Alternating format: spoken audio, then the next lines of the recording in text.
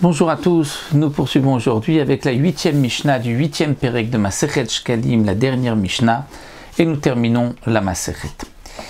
La Mishnah nous enseigne Varea Tamid Nitanin Mechatzi Kevesh Ulmata Bamizrach, c'est-à-dire les membres du Korban Tamid. Comme nous le savons, et c'est aussi détaillé dans Masechet Yoma, les Kohanim qui servaient au Beth Amikdash tous les jours pour les korbanot tzibour de la communauté, comme le korban tamid, le korban moussaf, il y avait un tirage au sort pour savoir qui allait égorger la bête, qui allait asperger le sang, qui allait prendre les morceaux pour les brûler sur l'autel, sur le misbéar, puisque le korban tamid était un korban qui était entièrement brûlé sur l'autel, sur le misbéar. Seulement, comme nous le rapporte ici le Barthénora, lorsque on prenait les membres pour les brûler sur le misbéar, ceci se faisait en deux temps. C'est-à-dire que les Kohanim qui avaient été tirés au sort prenaient les morceaux, les différents morceaux, comme c'est marqué dans le premier période de Masechet Yoma, et les posaient d'abord sur la rampe, le kevesh qui montait au misbéar, et ensuite ils se rendaient dans la Lishkat Agazit, cette pièce au Beth Amikdash où les Kohanim allaient lire le Kriyat Shema et ils revenaient, prenaient les morceaux et les brûlaient sur le misbéar. Lorsque on déposait les morceaux sur le kevesh, la Mishnah nous dit il y avait un endroit précis où on les posait.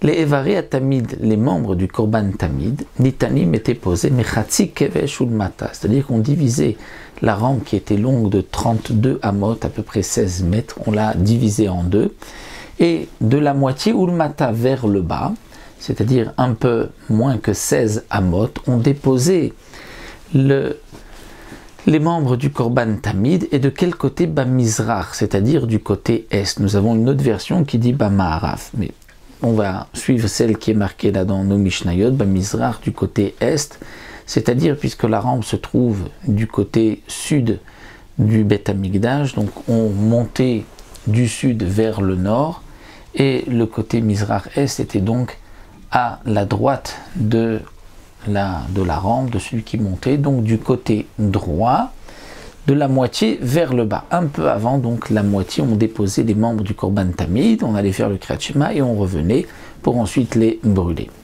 La Mishnah nous dit, Meshel Moussafim, mais lorsque c'était les membres d'un Korban Moussaf, le Moussaf que l'on offrait le Shabbat, Rosh Chodesh, les jours de fête, c'est-à-dire un Korban supplémentaire, Nitanin était posé, Mechatzi Kevesh Ulmata Bemaharav. Aussi, on divisait la rampe en deux, donc la partie inférieure, Ulmata, mais cette fois-ci Bemaharav du côté ouest, c'est-à-dire donc à la gauche de celui qui monte sur la rampe. Veshel Raché Chodashim. Et les membres du Korban de Rosh Chodesh, donc du Korban Moussaf de Rosh Chodesh, Nitanim était posé, Mitachat Karkov Amizbeach Midemata. Là aussi nous avons plusieurs versions. Est-ce que c'est Mitachat ou Al Karkov Mizbeach Midemata Midemala? C'est-à-dire, nous allons expliquer. Le Mizbeach, il y avait tout autour une partie qui s'appelait le Karkov, où les Kohanim pouvaient monter pour faire le tour du Mizbeach, puisque le Mizbeach était plus large en bas et se rétrécissait vers le haut.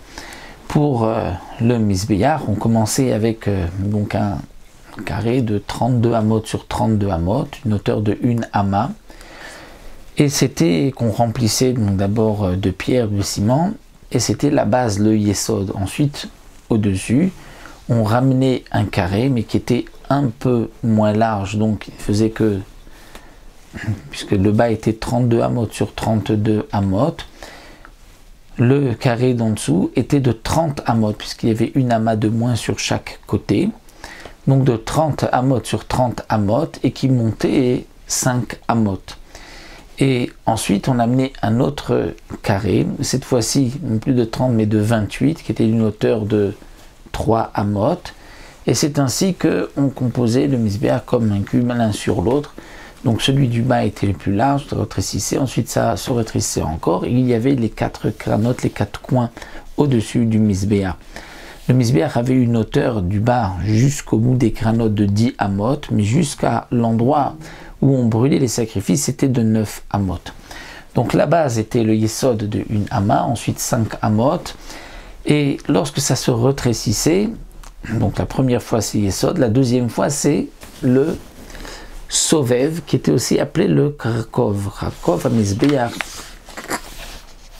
Et les Kohanim pouvaient monter, parfois devaient contourner le Mizbeach en fonction des korbanot, comme c'est expliqué dans Masechet Zvachim. Ici, ce que la Mishnah vient nous dire, c'est où est-ce qu'on posait les membres du korban de Rosh Chodesh. Donc si on lit Al Kharkov à Mizbeach, Al, c'est-à-dire dessus, donc c'est effectivement sur cette partie. Mais si on lit Mitachat Kharkov à Mizbeach, alors on suivra l'explication de Rashi, qui lui dit que où est-ce qu'on mettait, c'est-à-dire au niveau du Kharkov, mais c'était sur la rampe, toujours sur le Kevesh, seulement c'était sur la partie, la deuxième partie, la partie de la moitié vers le haut, et c'était encore en dessous du Kharkov par rapport au Kharkov qui était un peu plus haut que cette moitié donc de la rampe du Mizbeach. Donc c'était là-bas que c'était posé. C'est comme ça qu'on va lire Mitachat Kharkov Mizbeach Milemata. Donc Mitachat, en dessous de Kharkov Mizbeach Milemata vers le bas. Ou certains vont lire Milemala, donc ça dépend sur quoi ça se rapporte, sur la rampe ou sur le Kharkov. Donc c'était, on divise la rampe en deux. Cette fois-ci c'était dans la partie supérieure, après ces amotes, mais ça restait en dessous de la hauteur du Kharkov du Mizbeach. La Mishnah poursuit et nous dit Hashkalim ve'abikurim noagim lefnei habayit. Ce que nous avons vu dans notre Masechet, que nous avons l'obligation de apporter un machatzit à shekel une fois par an. Ceci ne s'appliquait qu'à l'époque du Beth Amikdash, puisqu'il y avait à l'époque du Beth Amikdash des sacrifices.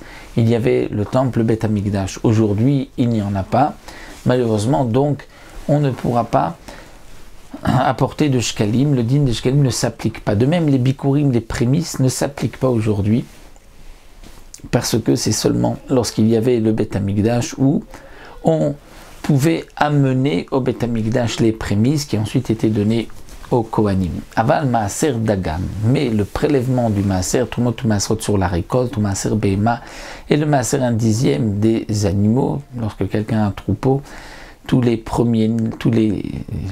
premier-né, les premiers c'est les Bechorot que nous allons voir juste après, mais toutes les bêtes qui sont nées cette année vont être réunis à différentes périodes de l'année, ça dépend des, comme c'est marqué dans la Mishnah, pour le Maaser Behema, et on prélevait le Maaser Behema, nous l'avons vu un peu plus haut, et on prélevait une bête sur 10 qui était aussi un korban Maaser. Et les Bechorot, les premiers-nés, ceci s'applique noagin ben mifnei habayit ben shelo mifnei habayit. Aussi bien si nous avons un Beth Amikdash, nous n'avons pas de Beth Amikdash. Donc c'est vrai que celui qui a un troupeau aujourd'hui et qui a un veau, un premier-né, un agneau premier-né, eh bien il y a une kedusha, une sainteté sur cette bête, et normalement on doit la sacrifier. Si on ne peut pas la sacrifier, on ne peut pas l'égorger.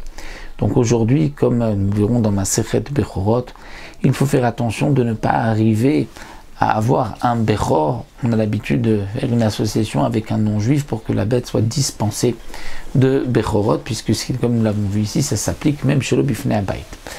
À Magdish Kalim ou Bikurim, celui qui offre malgré tout un shekel, machatzit shekel, dit ça c'est mon machatzit shekel, ou bien des prémices pour des fruits, dit ça ce sont des bikurim, eh bien arrêtez Kodesh.